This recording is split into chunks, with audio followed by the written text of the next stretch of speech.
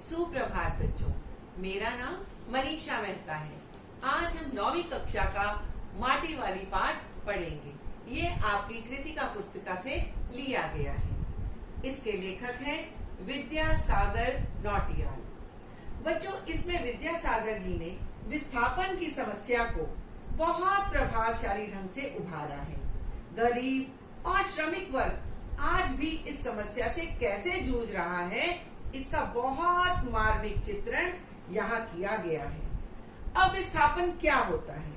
विस्थापन का अर्थ है एक स्थान से दूसरे स्थान पर उजड़ कर जाना, और यह बहुत गंभीर समस्या है क्योंकि विस्थापन में व्यक्ति का घर बार, रोजी रोटी सब छिन जाते हैं और उसे एक नए सिरे से जीवन को आरंभ करना पड़ता है।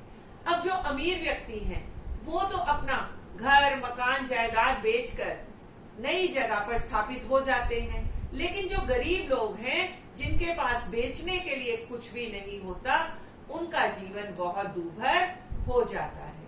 तो इस कहानी माटी वाली में हम एक ऐसी ही माटी वाली स्त्री के दुख, दर्द और विस्थापन की समस्या से उसे कैसे जूझते हुए दिखाया गया है, उसके बारे में पढ़ेंगे।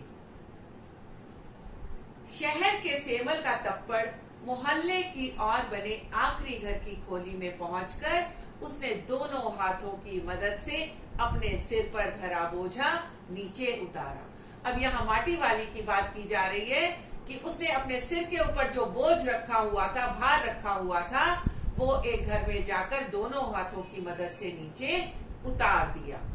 मिट्टी से भरा एक कंटर, कंटर कहते हैं कनस्तर को, जिसके अंदर तेल घी वगैरह आता है, उसको कंटर कहा जाता है। माटी वाली।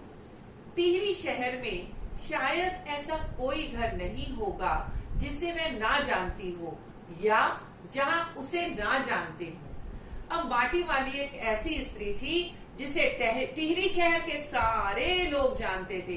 क्यों? क्योंकि वो सबके घरों में मिट्टी पहुंचाने का काम किया करती थी। घर के कुल निवासी, बरसों से वहां रहते आ रहे किराएदार, उनके बच्चे तलक, अब यहाँ तक कि कोई अगर नया किराएदार भी आया है, वो भी माटी वाली को जानता था और उनके बच्चे भी जानते थे। घर घर में लाल मिट्टी देते रहने के उस काम को करने वाली वह अकेली है।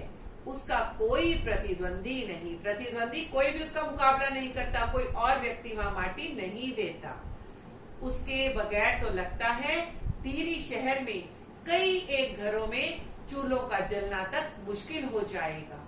वह ना रही तो चूल्हों का जलना मुश्किल हो जाएगा और रसोई और भोजन कर लेने के बाद अपने चूल्हे चौके की लिपाई करने की समस्या पैदा हो जाएगी। भोजन जुटाने और खाने की एक तरह रोज की एक समस्या। घर में साफ लाल मिट्टी तो हर हालत में मौजूद रहनी चाहिए। अब लाल मिट्टी का क्या काम था? बेटा, आजकल तो आप गैस वगैरह देखते हैं जिन्हें कपड़े से साफ किया जाता है। पुराने समय में चूल्हे होते थे और खाना बनाने के बाद उन्हें मिट्टी से साफ कर लिया जाता था। अब वो मिट्टी चूल्हों में भी प्रयोग की जाती थी और घर के दीवारों की गोबरी लिपाई करने के लिए भी लाल मिट्टी की जरूरत पड़ती थी। शहर के अंदर कहीं माटा खान है नहीं, माटा खान जहां से मिट्टी लाई जा सके। भागीरथी और भिलंगना, ये दो नदियों के नाम हैं। दो नदियों के तटों पर बसे हुए शहर की मिट्टी इस कदर रेतीली है कि उससे चूल्हों की लिपाई का काम नहीं किया जा सकता। आने वाले नए नए किराएदार भी एक बार अपने घर के आंगन में उसे देख लेते हैं तो अपने आप माटी वाली के ग्राहक बन जाते हैं। अब उसकी जो मिट्टी है वो इतनी अच्छी है कि उसी से वो चूल्हों की लिपाई करते थे और इसीलिए हर व्यक्ति जो नया भी आता था वो अपने आप माटी वाली का ग्राहक बन जाता था। घर घर जाकर माटी बेचने वाली नाटे कद की एक हरिजन बुढ़िया माटी वाली, नाटा कद छोटे कद की, हरिजन पिछड़ा वर्ग, उसे माटी वाली कहा गया है। शहरवासी सिर्फ माटी वाली को नहीं उसके कंटर को भी अच्छी तरह पहचानते हैं। रद्दी कपड़े को मोड़कर बनाए गए एक गोल डिल्ले के ऊपर लाल चिकनी मिट्टी से चुलबुल भरा कनस्तर टिका रहता है। अब वो जो कनस्तर रखने के लिए सिर के ऊपर एक पुराने से कपड़े को मोड़कर गोल सा करके रखती और उसी के ऊपर अपना कनस्तर रख लेती। उसके ऊपर किसी ने कभी कोई ढक्कन लगा हुआ नहीं देखा।